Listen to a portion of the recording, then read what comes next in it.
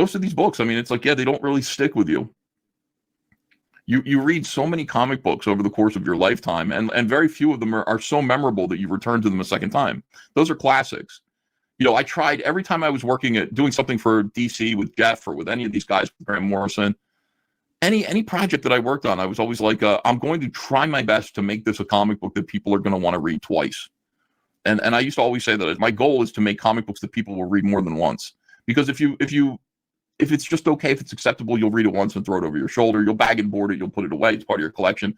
But if somebody goes back to it and reads it a second time, then you're halfway on your way to creating a classic comic book, a classic story, something that had impact, something that people will remember. Because you're not going to remember 99% of the comics that you read. The stories they're a little bit fluffy. You know, they're a little bit like cotton candy. Goody Two Shoes says Jim Balent can draw a woman's stomach and legs. Yeah, he has an interesting style. People really liked his Catwoman. Big boobies. For those of you who don't know, let's see if I can pull up some Jim Balent Catwoman. This might be before some of your times here, so you might not remember. But yeah, this is like Jim Balent's Catwoman. That's actually J. Scott Campbell. Ooh, that's not good right there. He was doing this monthly. This is the main cover that I think people think about. Open this. Open image in a new tab. Right here. This is like, I think this was the cover to Catwoman #1. And if it wasn't, it was something better. This is like a trade paperback cover, but I think this is the same cover. And, you know, he was just drawing basically a nude woman and just coloring her purple. But Jim was like one of the last guys who drew spandex costumes on his female characters in such a way that it might as well have been just like body paint.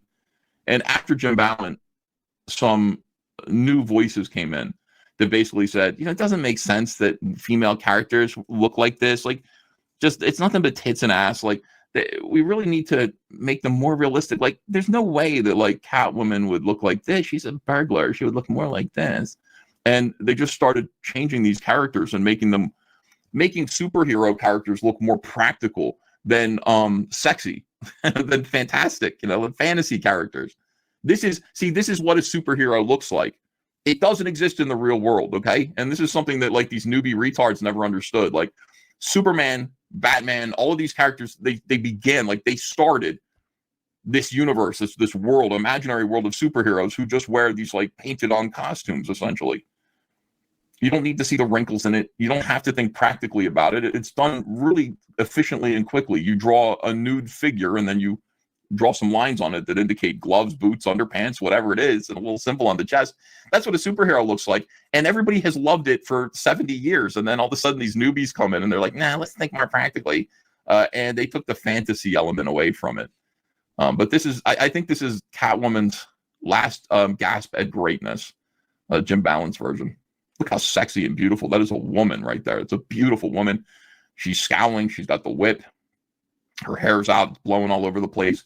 This doesn't exist in the real world. It can only exist in comics, and that's what makes it great. Anyway, I don't know why I got on that tangent. Sorry about that. Let's get back to these two fucking numbnuts.